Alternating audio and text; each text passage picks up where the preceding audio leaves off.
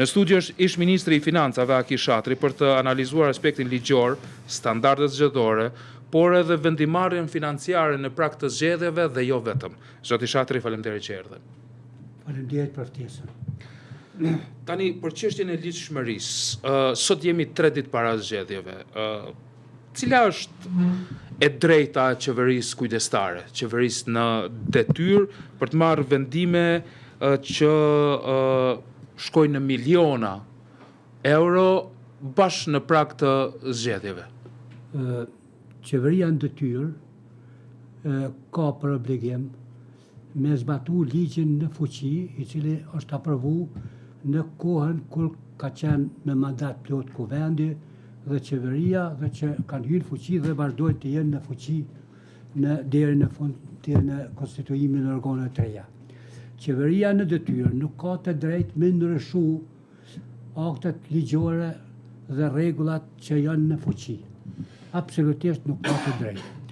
Më lejoni në fillim t'i bashkohem edhe honorimet për festën e Krishtlindjeve dhe të them që për këtë paralajmërim duket nuk është vendim paralajmërim, është një lloj abuzimi me pozitën zyrtare me një kategori të qytetarëve me nevojë, që është mënyra ma e ulët, ma e papërgjegjshme e keqpërdorimit të ndjenjave të qytetarëve të varfër, me joshje, me një donacion njëhershëm 3 ditë para zgjedhjeve. Fatkeqësisht kjo nuk ka ndodhur vetëm në këtë rast. Kemi pas edhe në fushatën e zgjedhjeve lokale 2-3 raste që shumat kanë shku në ekstrem të larta, shumat buxhetore.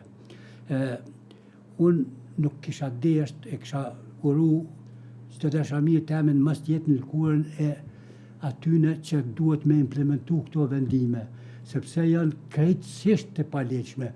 Jo të paligjshme, janë të kundërligjshme. Pse po them këtë? Shqyqoni, ky është ligji për buxhetin, për vitin 2025. Po. Që shqyqoni, buxheti zyrtar që është aprovuar në kuvend, kjo qeveri që është tash në detyrë, i ka përcaktu këta parametra. Parametrat e përcaktume nga kjo qeveri për transfere sociale, gjithsej kategoria subvencione dhe transfere i ka të ndome 1 miliard e 156 milion. Prej tyre i ka 913 milion për pensione, shtesat fëmijëve dhe për gjitha kategoritë sociale që janë një 5-16 kategori që morrin donacione, transfere prej buxhetit të shtetit. Tash, deri në fund të shtatorit, kur kem raportin e fundit zyrtar, janë shpenzu gjithsejt për pensionet 648 milion, ose 70% e fondit të pensioneve, që është normale, sepse këto rrjedhin normalisht pagesat çdo muaj, pensionet paguhen ditën e caktuar me automatizëm s'ka nevojë për vendime, është buxheti, është ligji, veç procedohen, do thonë, normalisht me një urdhënesë. I bjen që edhe 30% trembujore në fundet, që është normale munda edhe me mbyll viti me pagesa. Tash, se ku do të merren edhe dikon për llogarisim parafërsisht janë një 250.000 pensionistë të gjitha kategorive të mosh, të kontribut pagues, arsimtar të viteve 90, pensionistët të treps, FSK-s, TMK-s, këta me probleme fizike e tjera, do thotë janë rreth 250.000 parafërsisht, ekziston numri vërtet dikun, që i bjen minimum 25 milion.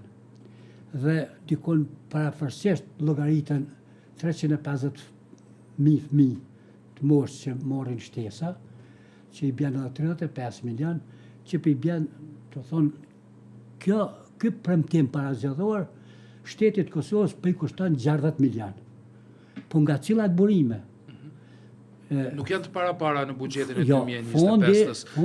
Si duhet të nxjerr, nga ku nxirren? Fondi i pensioneve. fondi pensioneve është shpenzu normalisht, ai që është i parapam me buxhet, është shpenzu normalisht gjatë mujve. Normalisht shpenzohen edhe fondi i pagave.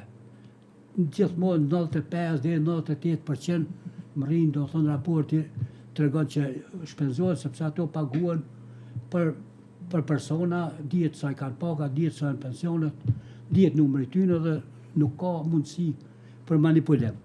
E vetmja mundësi është jashtëligjshëm me marrë mjete që nuk janë shpenzu për investime kapitale, që këtu i kemi, si mas raportit 9 mujor, 930 milion para pa me ligj për buxhetin për investime kapitale, janë shpenzu për 9 muj vetëm 40%, dikun 360 milion, e kanë met edhe 500-600 milion. Po në 3 mujt e funit bëhet në pagesa ma të shpejtume, i paguajnë edhe para kohë, që shtu ndodh kjo. Por këtu me siguri dikun afër 500 milion kanë met pa hyrë punë, dhe këto mjete, si mas ti ligji për buxhetin, nuk guxojnë mu transferu linja tjera buxhetore. Pse jo? Sepse ligji nuk e lejon. Ligji për buxhetin dhe ligji për menaxhimin e financave publike dhe përgjithësi. Tani, a mund të arsyetohet dikush që thotë i morra prej këtu, i kalova këtu sepse është çështja sociale në pyetje? Çështja sociale, çdo shtet normal, çdo grup që qeveris një vend, një parti politike, një grup i subjekte politike, e parashohin fillim vitit me ligj për buxhetin. Politikat sociale edhe i shkruajnë edhe i aprovojnë në kuvend shifrat me cilat do të marrin veprime që shkojnë favor të përkrahjes sociale. Nuk ndahet buxheti sikur buxhet privat me nxjerr pi xhepa të vetë dhe me thotë që të djera xhamis pi adhon se kokanar të fukare më lyp. Edhe çështi dhe terroristi 5 herë. Kjo shtet. Unë jam shumë i trishtuar për asaj që di që kemi pas përpjekje edhe probleme në shtet ndërtim, në sigurimin e rregullave, ligjeve, deri te kushtetuta, që jetën shoqërore, sociale, politike, ekonomike e rregullojmë me ligje. Që vjen një ditë, që vjen një grup njerëzish pa përgjegjshëm, totalisht pa përgjegjshëm, shtet rënues, edhe vendosin në prag të zgjedhjeve, 3 ditë para zgjedhjeve, me premtu shuma marramendse për me nda, për me ble votën e fukareve, që kanë nevojë, jo për 100 euro, kanë nevojë për përkrahje të rregullt financiare të parapame me ligj, të rregulluar me ligj, pa pas nevojë mi thonë kërkuj faleminderit, se janë pare të qytetarëve, pare që pi xhepit vet i ka dhënë 18% të vëshë, 10% dogon, se na shumicën e molla i blej për jashtit, dhe për këtyne mjetëve që janë thith një vet nga qytetarët, e janë varfëru, s'ka ishmëresht, si që dim, raporti statistika tregon se çmimet e mollave të konsumit, sidomos ato të shportës së konsumatorit, janë rritë deri në 60%.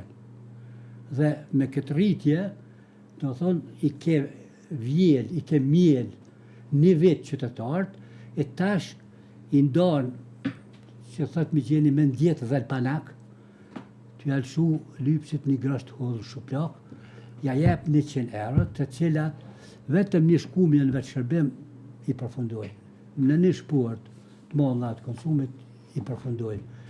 Mos të flasim tash, që sot 25 të nesër, se sot nashta nuk punojnë sa fest, shpërndahen fakturat e rryms, edhe nuk kanë mjaftu këto 100 euro pensionistëve me pagu diferencën në fakturët të rryms, diferencën e fakturës në këtë muj me mujin para prak. Këmë Delenjeja po thotë që është 70% më shumë më e lartë fatura e energjisë elektrike këtë muj krahasim me nëntorin. Me shumë respekt e vlerësoj këtë reagim qytetar, pra reagim qytetar që e kanë bërë këta si strukturë organizume për me jarë mendim se nuk ndihmohet qytetari të vjerë një vetë, e të jalshu një pjesë të vogël në fund vitit. Edhe atë me qëllim për me përfitu grupi i caktuar i interesit, që në këtë rast është partia në qeveri, që dënë me ble vota me pare të qytetarëve. Kjo është tejet e paskajshme. Blerja votës. Blerje që është shumë e ndëshkume me legjë. Po. Nuk ki drejt as pare tua private të japësh për çështjet votës. Blerja votës është vepër penale. Nëse po konsiderohet që kjo çfarë ka bërë qeveria në detyrë është blerje e votës, ndërtim për blerje e votës, atëherë a ka hapësirë këtu prokuroria që të urmëtej dhe si? Në lëkurët atyne që gjinën në këtë proces të këtij transferimit mjetëve. Edhe stafit civil? Po, jo stafit civil, po janë një pjesë e përgjithshme, vinë më dalë, vëlla, njerëzit kur kanë pasur që diçka është e kundërlehtëshme, edhe para pushke kanë kundërshtu. Jo më para një pozite. Më dalë më thonë, jo, unë nuk e procedoj. Është e kundërlehtëshme. Se nesër kym shefet, ose ik shkon tjetër shtet, e ky përgjigjet para ligjit. Unë jam i sigurt që për çdo vendime që ka dëmshme për shtetin, ka marrë një ditë që kanë mu përgjigj penalisht. Po deshtën minimu këti populli fukare duhet me mosa adekuate politikave ekonomike, me mosa politika në çmime, politika fiskale, politika të punësimit, minimu njerëzve, me josh investitor se nuk eliminohet varfëria me vitra.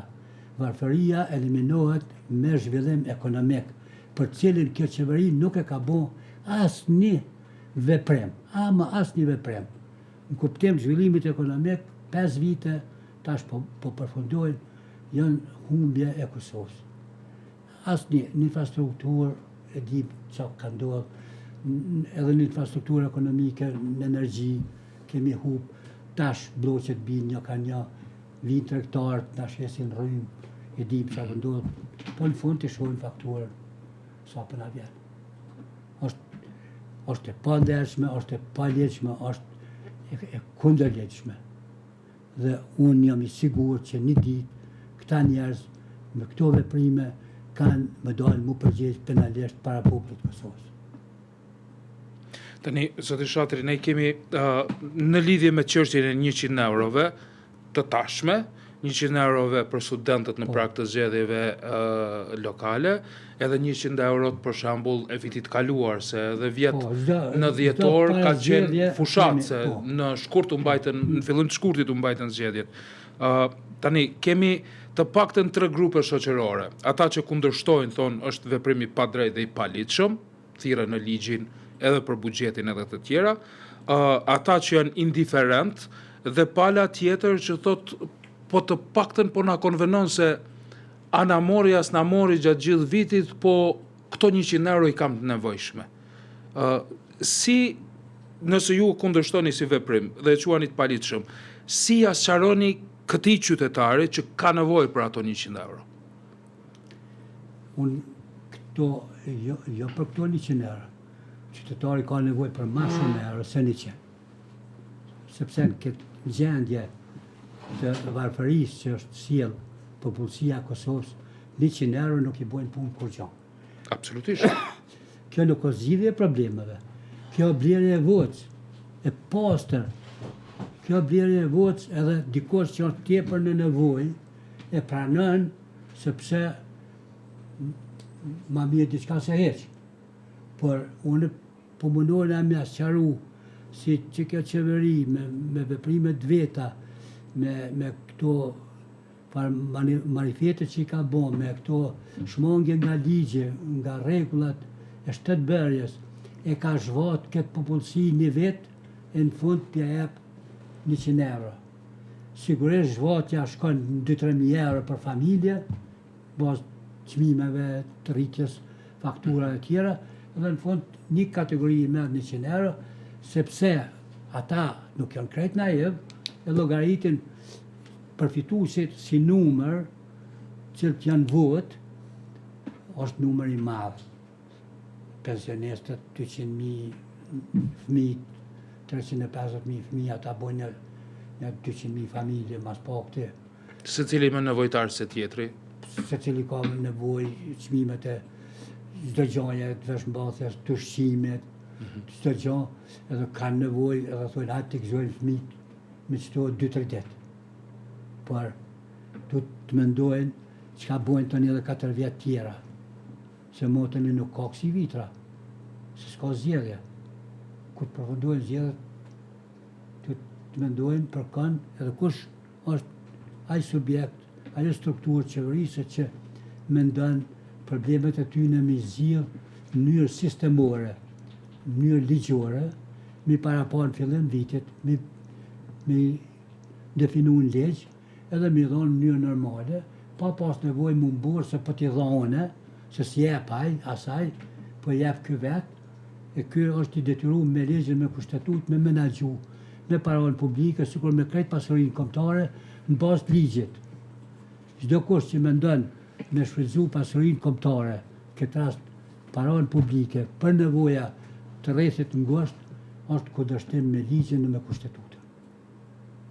A ka rrezik që kjo praktik të bëhet një model i zakonshëm, të normalizohet si model, që buxheti i shtetit të ndahet e të rilokohet me të drejtligjore, pa të drejtligjore, vetëm për të shërbyer interesit të pushtetit?